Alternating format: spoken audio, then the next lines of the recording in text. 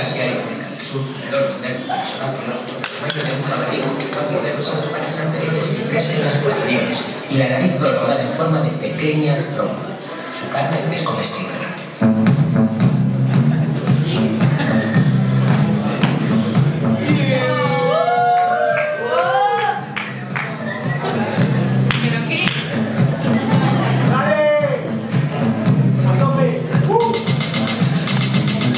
Vivimos un tiempo de subversión de los valores. Los jueves son los nuevos viernes, los miércoles los nuevos jueves, los martes los nuevos miércoles y los lunes los nuevos martes.